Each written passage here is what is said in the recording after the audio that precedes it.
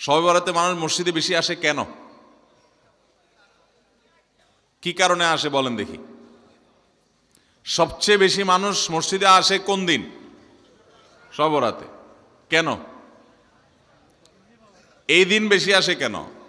না একজন করে সিন্নি খাওয়ার জন্য? না, সিন্নি তো অন্য দিনও দেয়।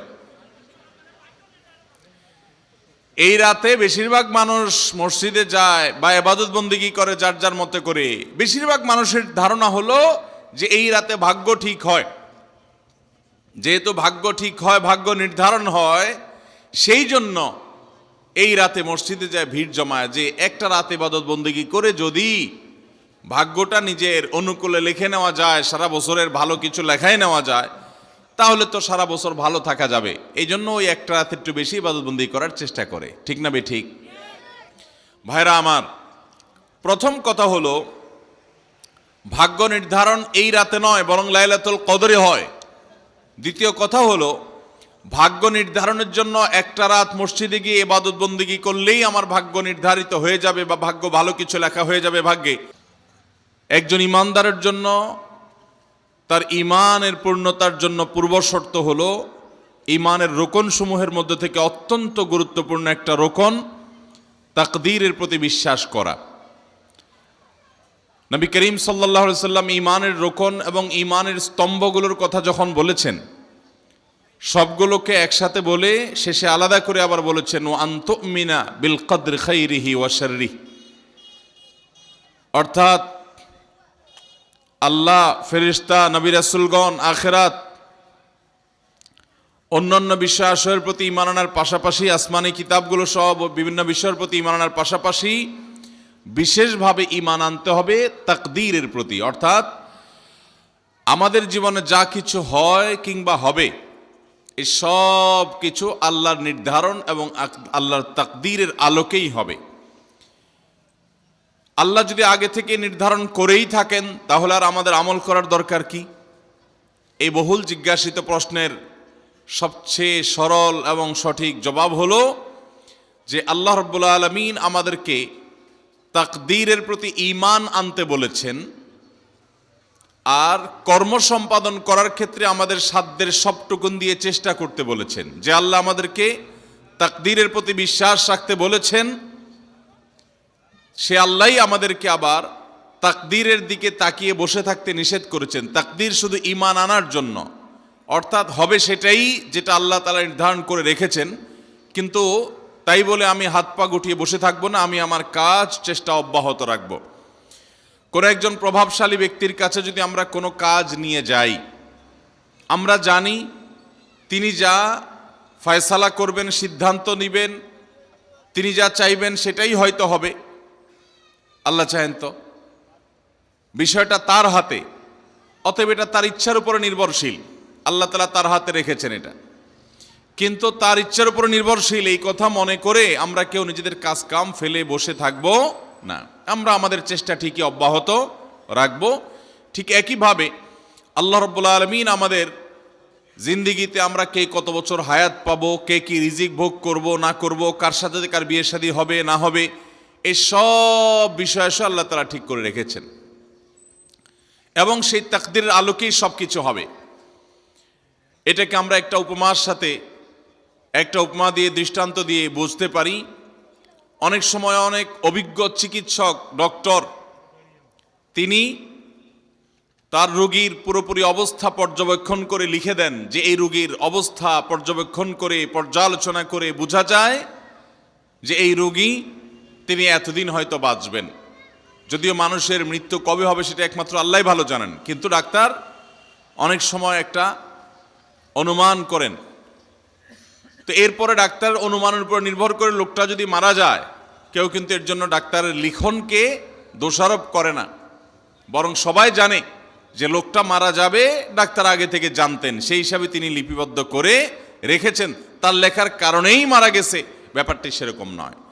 তাকদীরকে আমরা কিছুটা এই দৃষ্টান্তের সাথে মেলাতে পারি, পুরোপুরি না হলেও কিছুটা মেলাতে পারি। তারপরেও তাকদীরের এই বিষয়টি পরিপূর্ণভাবে, পূর্ণাঙ্গভাবে সব দিক থেকে আমরা এটাকে আয়ত্ত করে ফেলবো শুধু এটি নয়, আল্লাহর অনেক গুরুত্বপূর্ণ আদেশ নিষেধ আছে, অনেক বিষয় আছে যেগুলো আমরা সম্পূর্ণভাবে শতভাগ আয়ত্ত করে ফেলবো, এটা সম্ভব নয়।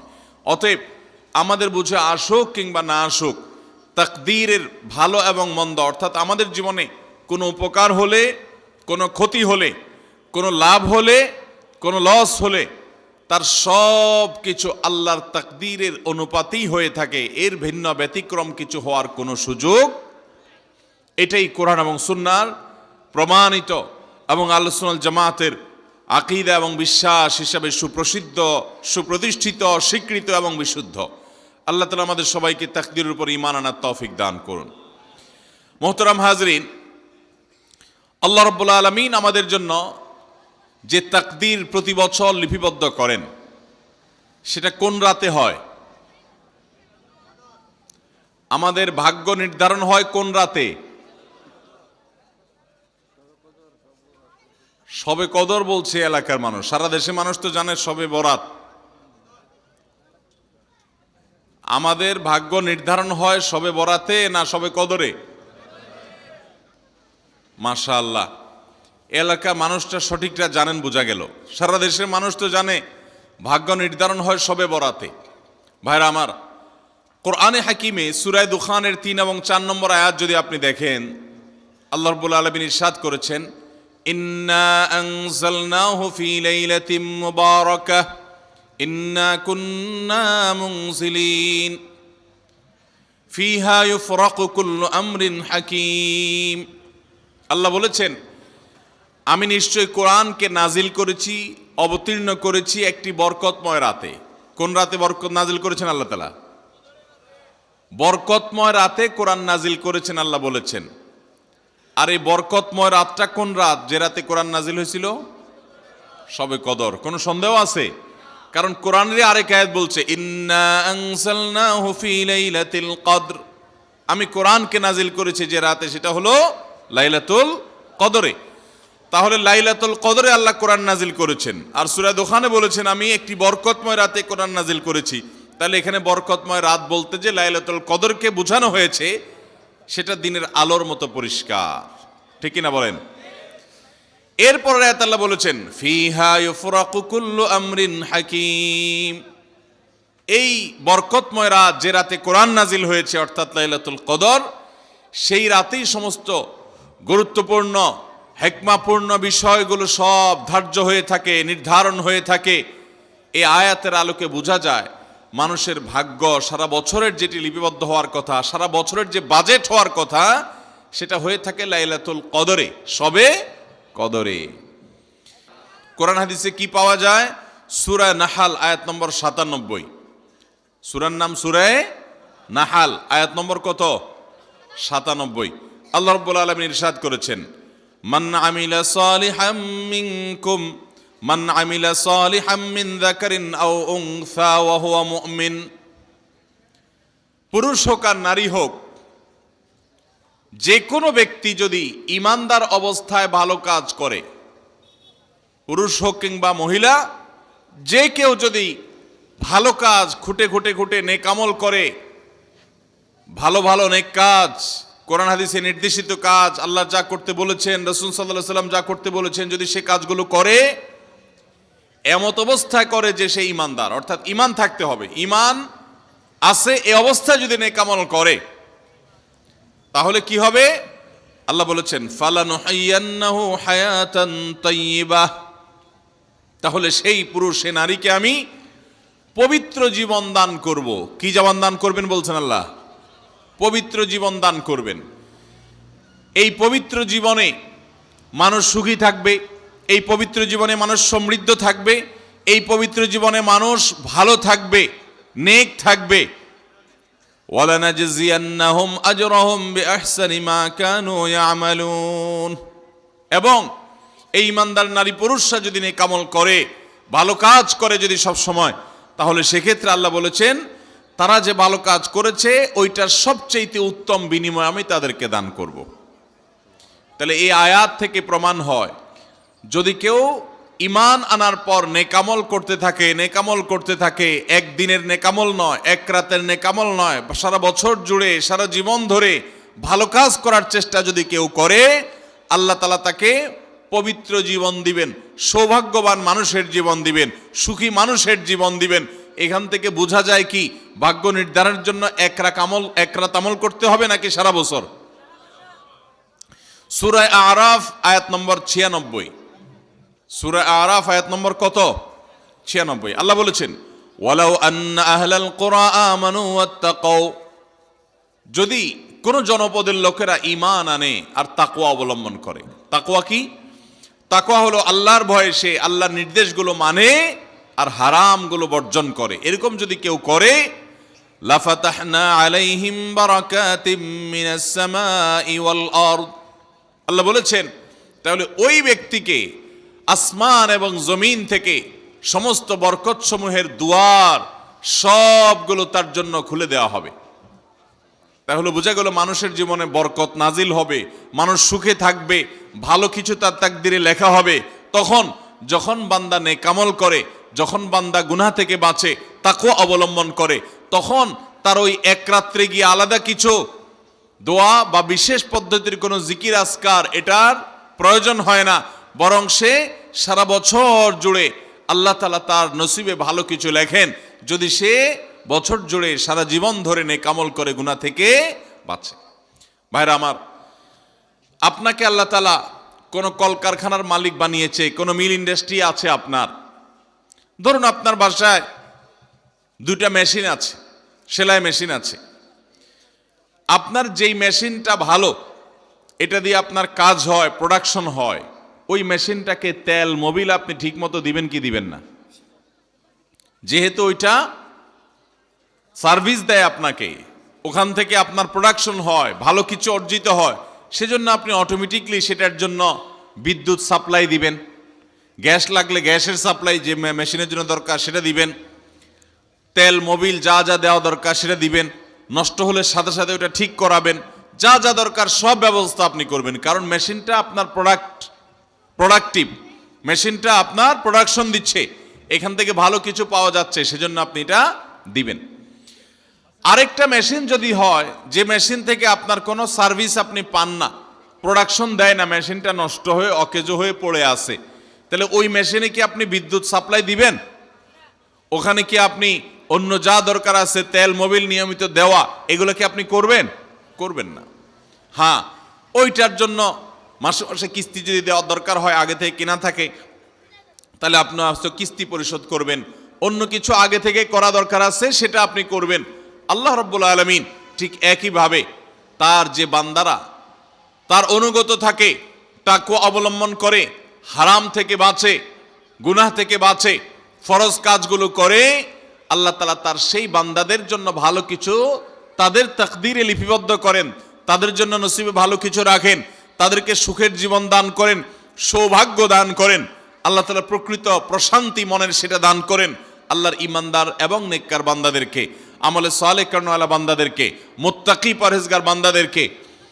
আর যারা আল্লাহর এই আনুগত্য করে না, যারা আল্লাহ রাব্বুল আলামিনের প্রতি ঈমান আনে না, যারা নেক আমল করে না, যারা তাকওয়া অবলম্বন করে না, এই মানুষগুলো তাদেরকে আল্লাহ তাআলা ওই দুনিয়াতে বেঁচে থাকার জন্য, আর দুনিয়া সিজনুল মুমিন ওয়া জান্নাতুল কাফির হাদিসে আসছে, দুনিয়া হলো ঈমানদারের জন্য জেলখানা আর কাফিরের জন্য, ঈমানদারের জন্য হলো জেলখানা আর কাফিরের জন্য জান্নাতের মতো যা খুশি করতে পারে।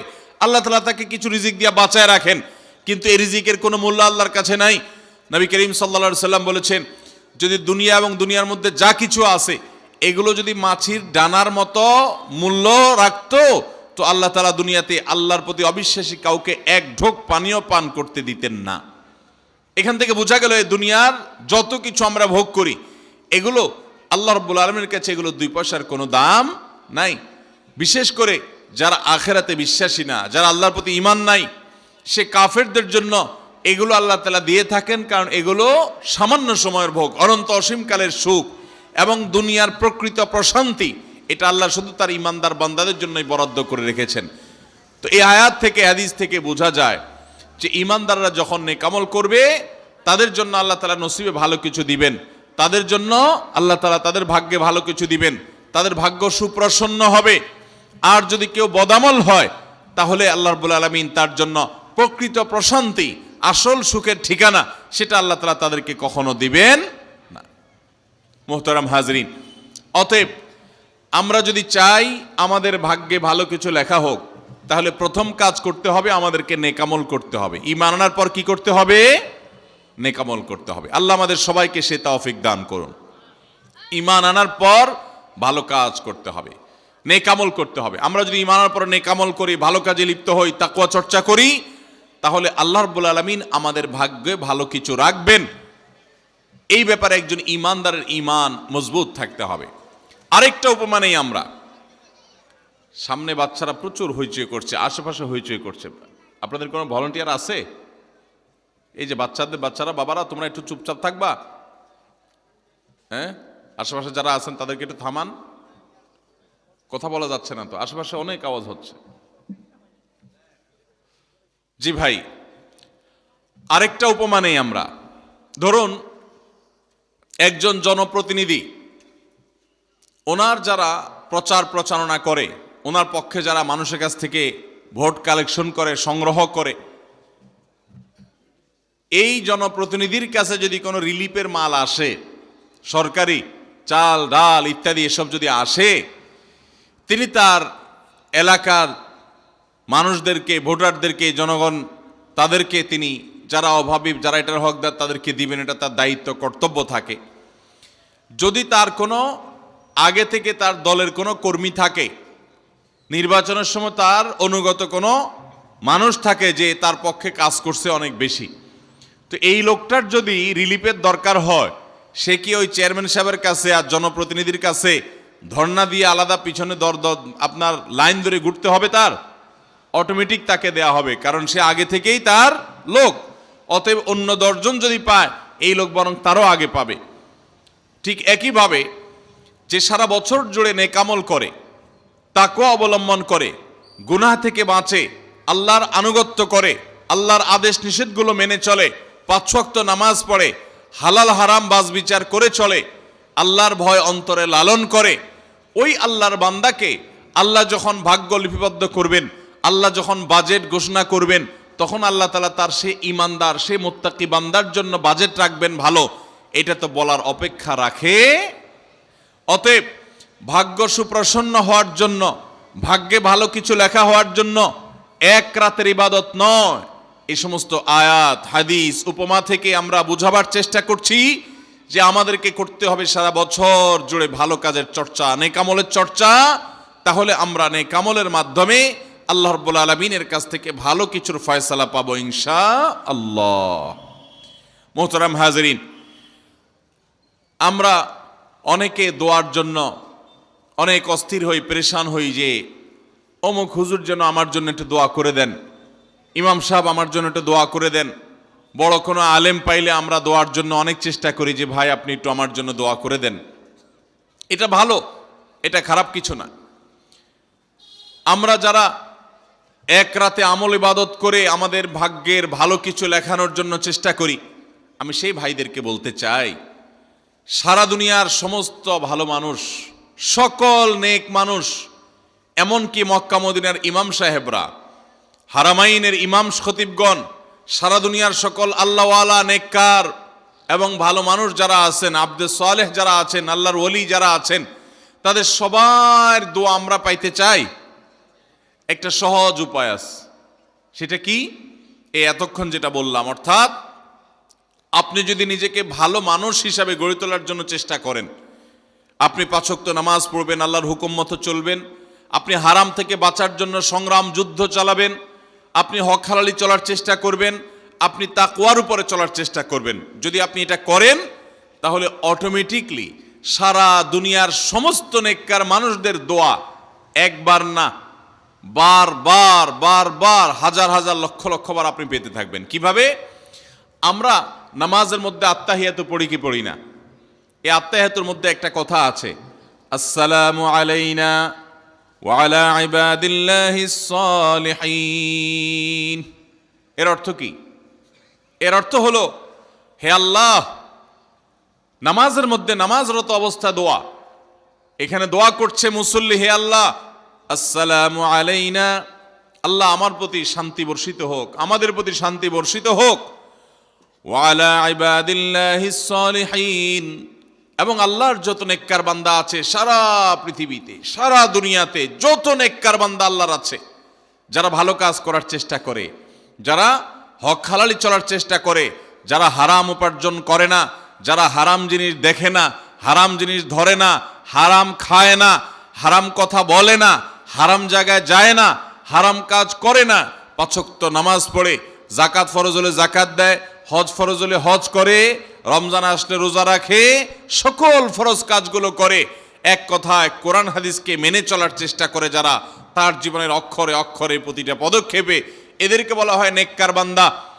নামাজে আত্মাহেয়তে প্রত্যেকটা মুসল্লি সারা পৃথিবীর সমস্ত প্রান্ত থেকে আল্লাহর কাছে দোয়া করে, আসসালামু আলাইনা ওয়া আলা ইবাদিল্লাহিস সালিহিন, আল্লাহ আমাদের প্রতি তো শান্তি বর্ষিত করবেনই, সেই সাথে আপনার নেককার বান্দা যারা আছেন, যা সারা দুনিয়াতে, এই সকল নেককার বান্দাদের প্রতি আপনি শান্তি বর্ষিত করেন। এই দোয়া প্রত্যেকটা মানুষ নামাজের মধ্যে করে কি করে না? তাহলে আপনি যদি নিজেকে নেককার বান্দা হিসাবে শামিল করতে পারেন, আপনি যদি নিজেকে আল্লাহর হুকুম এবং আল্লাহর আনুগত্য কর্ণওয়ালা মানুষ হিসাবে গড়ে তুলতে পারেন, তাহলে অটোমেটিকলি আপনি সারা দুনিয়ার সমস্ত নেককার মানুষদের দোয়া পেয়ে যাবেন। আল্লাহ আমাদের সবাইকে সে তৌফিক দান করুন। ভাইরা আমার, নেককারদের জন্য অটোমেটিকলি দোয়া হয়। শুধুমাত্র আল্লাহর নেককার বান্দা মানুষরা না, ফেরেশতারা দোয়া করে। আল্লাহর সকল নেককার মানুষদের দোয়া আমরা অটোমেটিক পাবো। তাহলে আমাদের ভাগ্যে যেন ভালো কিছু লেখা হয়, তার জন্য আমাদের যে আমলটা করতে হবে তা হলো আমলে সালেহ। সারা বছর জুড়ে, সারা জীবন জুড়ে আমাদেরকে খুঁটে খুঁটে খুঁটে কোনটা কোনটা ভালো কাজ সেগুলো করার চেষ্টা করতে হবে, কোনটা কোনটা খারাপ কাজ, গুনাহের কাজ, সেগুলো থেকে বাঁচার চেষ্টা করতে হবে। তাহলে আমাদের ভাগ্যে ভালো কিছু লেখা হবে ইনশাআল্লাহ। তাহলে এইটা একটা আমল পেয়ে গেলাম, যেটার মাধ্যমে আমাদের ভাগ্যে ভালো কিছু লেখা হবে। আমলটা হলো কি? সারা বছর জুড়ে, সারা জীবন জুড়ে আমাদেরকে খুঁটে খুঁটে আল্লাহর হুকুম কোনটা সেটা মানতে হবে, আল্লাহ কোনটা নিষেধ করেছেন সেটা থেকে বেঁচে থাকতে হবে। এই কাজ যদি অব্যাহত রাখি, আমাদের নসিবে ভালো কিছু এমনিই হবে ইনশাআল্লাহ। নাম্বার 2, সহিহ বুখারীর একটি হাদিস থেকে আমরা আমাদের নসিবে ভালো কিছু আল্লাহ তাআলা লিপিবদ্ধ করবেন এরকম একটি আমলের কথা আমরা জানি। সকল সাধারণ নেক আমলের মধ্যে সেটা শামিল আছে, এটাকে আলাদা করে নবী সাল্লাল্লাহু আলাইহি ওয়াসাল্লাম বলেছেন। সেটা কি? তিনি বলেছেন, মান সাররাহু আন ইউবসাতা লাহু ফি রিজকিহি আও ইউনসা লাহু ফি আথারিহি ফালইয়াসিল রাহিমাহু লাহু আন ইউবসাতা লাহু ফি রিজকিহি আও ইউনসা লাহু ফি আথারিহি। যে ব্যক্তি চায় তার রিজিককে প্রশস্ত করে দেওয়া হোক, তার রিজিকে বারাকা দেওয়া হোক এবং তার হায়াত বৃদ্ধি করে দেওয়া হোক, এটা যে চায়, ফালইয়াসিল রাহিমা, সে যেন তার রক্ত সম্পর্কীয় আত্মীয়দের সাথে সুসম্পর্ক বজায় রাখে, সে যেন তার রক্ত সম্পর্কীয় আত্মীয়দের সাথে সম্পর্ক সবসময় জুড়ে রাখে, সম্পর্ক যেন ভালো রাখে, তাদের সাথে সম্পর্ক যেন ছিন্ন না করে।